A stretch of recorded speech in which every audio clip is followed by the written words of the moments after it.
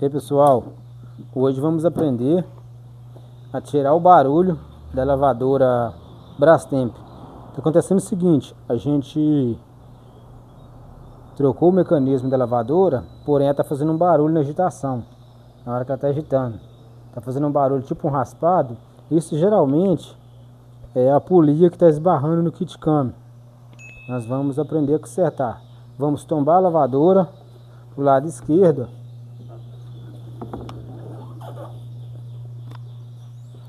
Agora vamos tirar a capa da polia, chave 8.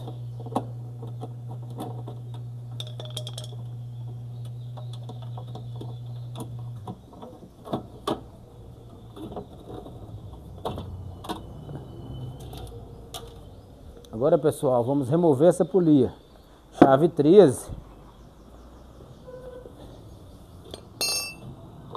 O barulho que ela fica fazendo é esse barulho, ó. Como se fosse um raspado. Na hora de agitar, na hora de centrifugar, tá normal. Esse barulho, galera, a gente resolve com essa arruela estriada. Vou deixar o link dela aqui embaixo no vídeo, para vocês que quiserem comprar dela. É só a gente colocar ela debaixo da polia que resolve, para acabar o barulho. Vamos afrouxar aqui, ó.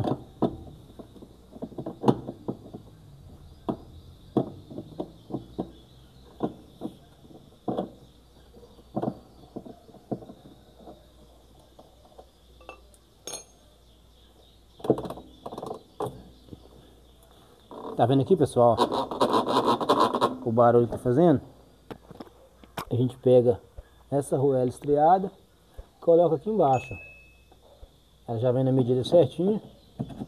Agora é só apertar.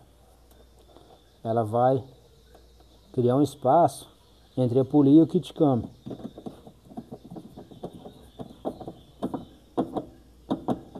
Tá vendo aqui, pessoal? Agora eu aperto, ó. Ela não dá o barulho mais. Nós vamos colocar a correia.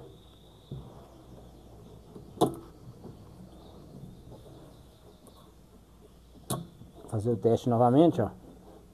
Acabou o barulho. É só vocês acessar o link aqui embaixo no vídeo para vocês comprar dessa arruela estriada.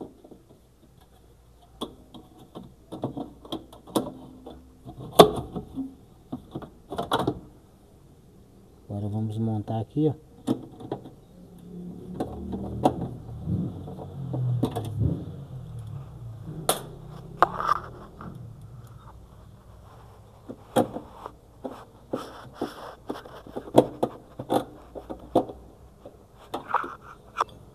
Agora, pessoal, é só colocar água na lavadora, colocar a roupa nela para lavar e fazer o teste. Tá? A dica para os amigos. Até o próximo vídeo.